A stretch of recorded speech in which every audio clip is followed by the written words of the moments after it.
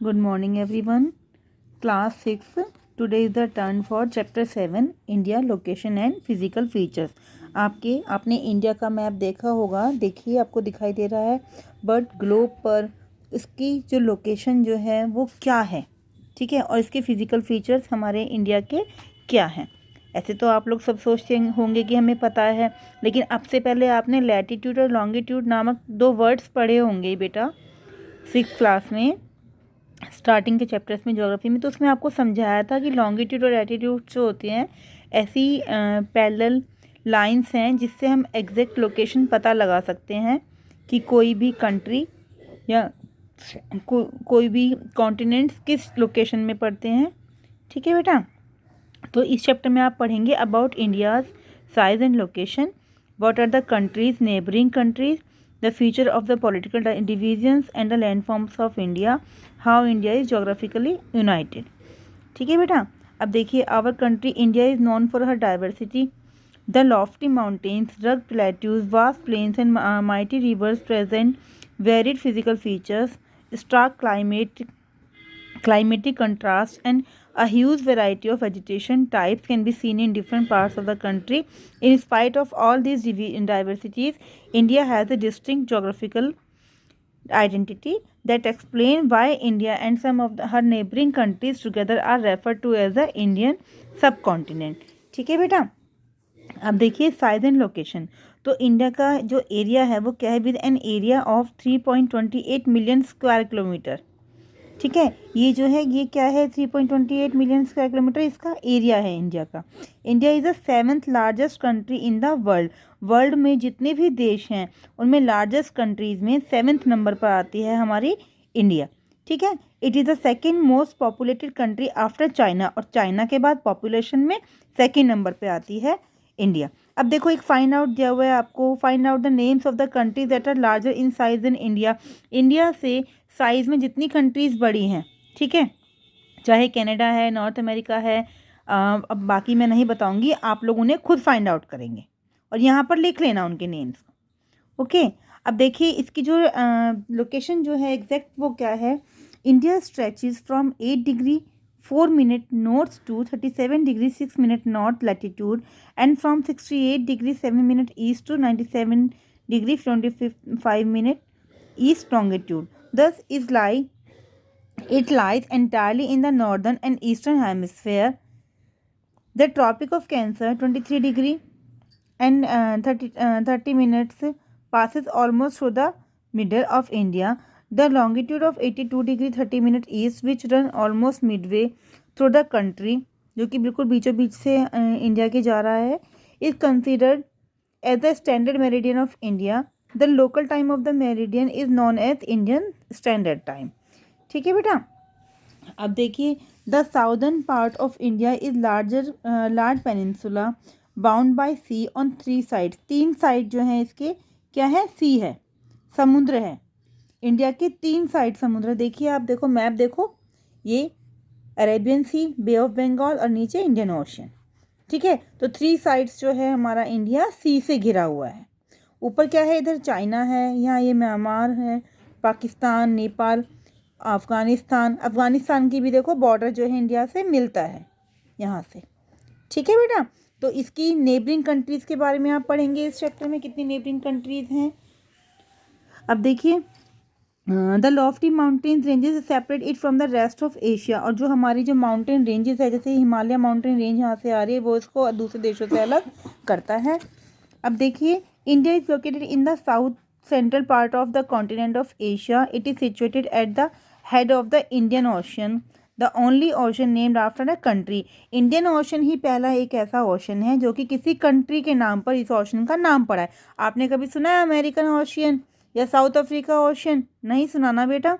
तो इंडिया के नाम पर ही इस ओशन का नाम यहाँ पर इंडियन ओशन पड़ा है। और इसके बाद देखिए, the Indian mainland has a 6,100 kilometre long coast line, while the land frontier is 15,200 kilometre long.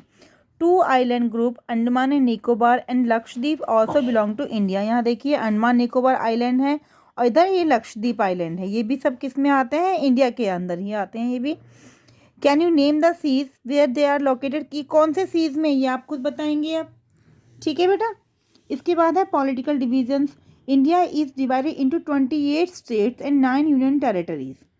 ठीक है। This division has been done mainly on the basis of the language spoken.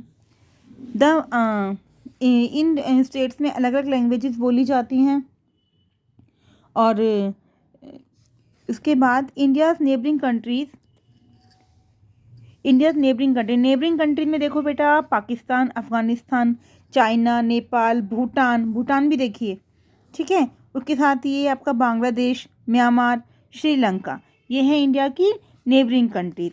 Sri Lanka को एक पार्क स्टेट ये जो बारीक बारीक सी आपके dot dot दिखाई दे रहे हैं, ये पार्क स्टेट है जो कि श्रीलंका को सेपरेट करता है इंडिया से। ठीक है बेटा। उसके बाद अगर हम देखते हैं इसके बाद में फिजिकल डिविजन्स देखते हैं तो नॉर्दर्न माउंटेन्स हैं, northern plains, peninsular plateaus, great Indian desert, coastal plains and islands, ये सब इंडिया के अंदर हैं। ये देखिए, नॉर्दर्न माउंटेन्स में हिमालय है और इसमें कंचनजुंगा जो है ये एक हाईएस्ट पीक है इंडिया की और the third highest in the world में नंबर 3 पर है ये। ठीक है, कंचनजुंगा। उसके बाद कराकोरम पास है यहाँ पर, और भी बहुत सारी ये देखिए आप यहाँ पर और Ladakh and Zanskar ranges. The Himalaya lie between the Indus river in the west and Brahmaputra river in the east. Himalaya का की एग्जैक्ट लोकेशन यहाँ पड़ती है, इंडस रिवर पड़ती है वेस्ट में और ब्रह्मपुत्र रिवर पड़ती है इसके ईस्ट में। These are the highest mountains ranges in the world. The Himalaya consist of 3 parallel ranges from north to south. They are greater Himalaya, the lesser Himalaya and the outer Himalaya. ठीक है। सबसे ऊंची जो साइड जगह है वही ग्रेटर हिमालय है, फिर लेसर हिमालय और आउटर हिमालय है। ग्रेटर हिमालय को हिमाद्री भी कहते हैं और इसकी जो एवरेज हाइट है वो 6000 मीटर है। It has some of the highest snow capped peak in the world. Mount Everest की जो हाइट है वो है 8848 मीटर। और उसके बाद ये अलग और भी रेंजेस दी हुई हैं। The glacier in the Himadri are the source of many river in the northern India. The most important ones are Gangotri and Yamunotri. आपने गंगोत्री यमुनोत्री का नाम भी सुना होगा बेटा, which give rise to Ganga and Yamuna rivers respectively. इसके बाद आता है लेसर हिमालय। लेसर हिमालय की जो एवरेज हाइट है वो है 4500 metre. Many beautiful hill station such as Shimla, Manali, Mussoorie, Nainital, Darjeeling and Gangtok, ये सब इस रेंज में आते हैं इसके अंडर में। उसके बाद आउटर हिमालय जब हम जैसे हमने हरिद्वार जाते हैं तो वहाँ से हमें जो पहाड़ियाँ दिखाई देती हैं वो शिवालिक की पहाड़ियाँ होती हैं। ठीक है बेटा, तो वो सब आते हैं हमारे आउटर हिमालय में। अब देखिए ये कीवर्ड्स दिए हैं आपको, जैसे पास एक वर्ड यहाँ पर पहले आया हुआ है, तो पास का मीनिंग क्या होता है? A gap between 2 mountains which acts as a passage. Okay, अब देखिए इस पेज नंबर 163 पर ये आपको हिमालय रेंजेस दिखाई हुई हैं। ये जो ब्लू कलर से हैं ये रिवर्स हैं, कौन सी रिवर कहाँ से निकलती है और कहाँ जाके वो गिर रही है। ठीक है, और ये क्या दिया है बेटा, देखो इसको पढ़ के, ये रेंजेस दी हुई हैं माउंटेन की। ठीक है, उसके बाद देखिए यहाँ आपको दिया हुआ है ये द नॉर्दर्न प्लेन्स क्या होती हैं, जो प्लेन जगह जो होती हैं, जैसे आप लोग दिल्ली में रह रहे हैं तो ये प्लेन्स में आता है। To the south of the northern mountains lies an extensive flat plain known as the Indo-Gangetic Plain. It is made up of alluvium deposited by the river Indus, Ganga and Brahmaputra and their tributaries. Tributaries क्या होती हैं? उनकी सहायक नदियाँ, जैसे कोई बड़ी नदी है और छोटी छोटी नदियाँ उन बड़ी नदियों में आकर मिल जाती हैं तो उसको हम ट्रिब्यूटरीज कहते हैं। These alluvial deposits make the plains extremely fertile. Fertile का मतलब क्या होता है? उपजाऊ। And suitable for agriculture. ये जो एलुवियल डिपॉजिट्स जो होते हैं प्लेन्स में, ये क्या करते हैं? हमारी धरती को, मिट्टी को उपजाऊ बनाते हैं, जो कि एग्रीकल्चर में बहुत बेनिफिशियल होती है। ओके बेटा, उसके बाद आप पढ़ेंगे गंगा प्लेन, ब्रह्मपुत्र प्लेन, कौन कौन सी नदी इनके साथ आती है और कितना एरिया इनके साथ में कवर अप होता है। ठीक है, उसके बाद है peninsular plateau. To the south of the northern plains lie the oldest landmass of India, known as the Peninsular Plateau. It covers most part of central and southern India. It is made of hard igneous and metamorphic rocks. किससे बना है ये? Hard igneous और metamorphic rocks से. The plateau has two distinct. plateau पता है क्या होता है? प्लेटो आपने जो ज़मीन से उठा हुआ हो और ऊपर उसका जो प्लेटफॉर्म जो है वो नोक ना कोन ना होकर फ्लैट सरफेस जो होता है, ठीक है, वो होते हैं प्लेट्यूज. तो the Malwa plateau in north and the Deccan plateau in the south. The Narmada river valley lies in between these two plateaus. इन दो प्लेटूज के बीच में कौन सी रिवर वैली है? Narmada. The Malwa plateau is bounded by the Aravalli range in the north west and Vindhyas in the south. In the east extension. जब भी मैं आपको बताती हूँ ना कि ये साउथ में है, ये नॉर्थ में है, तो आप बार बार अपने मैप को फॉलो करेंगे, ठीक है. किसको फॉलो करेंगे? आप अपने मैप को फॉलो करेंगे. और देखिए उसके बाद बेटा, in the east extension of the plateau are called Bundelkhand and Baghelkhand in the southern Uttar Pradesh and Chota Nagpur in Jharkhand. All the rivers which rise in this plateau namely Chambal, Betwa, Ken, Son and Damodar join either the Ganga and Yamuna. मैंने अभी आपको ट्रिब्यूटरीज बताई थी ना, तो ये जो बाकी जो रिवर्स बताई हैं ये सब किसको ज्वाइन कर देती हैं? गंगा एंड यमुना को. South of the Narmada valley lies the triangle shape Deccan plateau. It is bound in north by Satpura range, the Mahadev hills, Maikal hills and Kaimur hill. In the south it extends up to the tip of the peninsula. The hill bordering the western edges of this plateau are collectively called the western घाट. अब देखिए ये India के एक side eastern घाट है और एक side ये western घाट है, ठीक है. ये है आपका ईस्टर्न घाट और ये है वेस्टर्न घाट, ठीक है बेटा. अब देखिए उसके बाद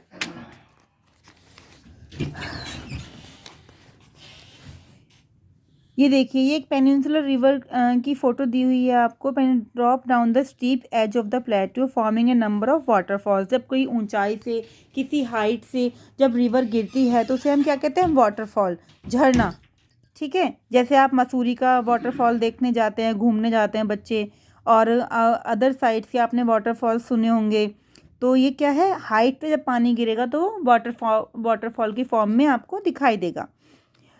उसके बाद देखिए the north western part of Deccan प्लेटू covering Maharashtra and parts of Gujarat. जो नॉर्थ वेस्टर्न पार्ट है डेक्कन प्लेटू का वो किसको कवर करता है? महाराष्ट्र को और गुजरात के पार्ट्स को. And Madhya Pradesh is called the Deccan trap. क्या कहते हैं इसको हम? Deccan trap. This region is made up of sheets of lava which had oozed out from huge cracks on the earth and surface millions of years ago. The peninsular plateau is drained by a number of large rivers. अब कौन कौन से reverse आते हैं peninsular प्लेटू में? Mahanadi, Godavari, Krishna and Kaveri. From large deltas. Delta क्या होते हैं बेटा? जब 2-3 रिवर्स मिलती हैं एक जगह पे, जैसे सपोज एक रिवर इधर से आ रही है, एक रिवर इधर से आ रही है और एक ऐसे निकल रही है, तो ये जो एक लैंड जो बचा, ट्रायंगुलर पीस ऑफ लैंड जो बचता है ना बेटा, ठीक है, तीनों साइड से रिवर आ रही है और बीच में जो ट्रायंगुलर पीस ऑफ लैंड है इसको हम डेल्टा कहते हैं. ये जो मिट्टी होती है ना ये बहुत कैसे हो जाती है? बहुत उपजाऊ हो जाती है, फर्टाइल लैंड हो जाती है, एलुवियल डिपॉजिट्स मिलते हैं यहाँ पर. तो ये नदियाँ मिलकर के डेल्टा बनाती हैं और उसके बाद ये कहाँ जाकर गिरती है? बे ऑफ बंगाल में. अब फिर आप अपने मैप को देखिए और देखिए बे ऑफ बंगाल किधर है? इधर है बे ऑफ बंगाल, ठीक है बेटा. और उसके बाद द पेनिनसुलर उसके these rivers are rain fed and hence seasonals.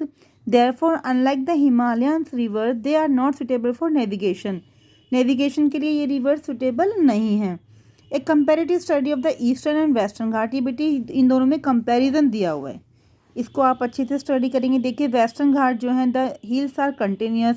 Eastern Ghat के जो हिल्स होते हैं वो डिसकंटिन्यूस होते हैं, broken by deltas of the Deccan reverse.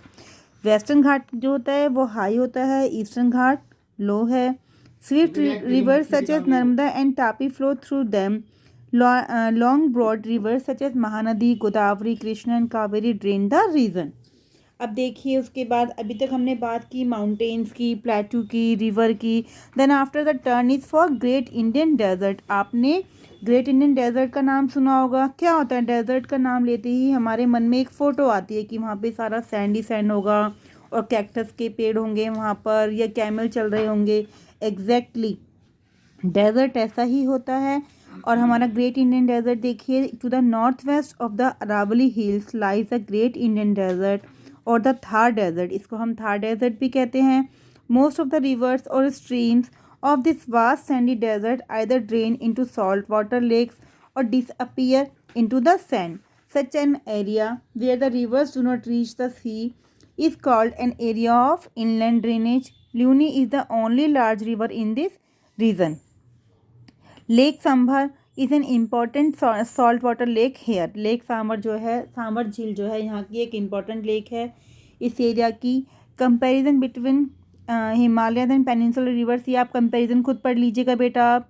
इसके बाद देखिए the coastal planes. Coastal planes का मतलब क्या होता है, समुद्र के किनारे जो जगह जो होती हैं, ठीक है, उसे हम कहते हैं कोस्टल प्लेन्स।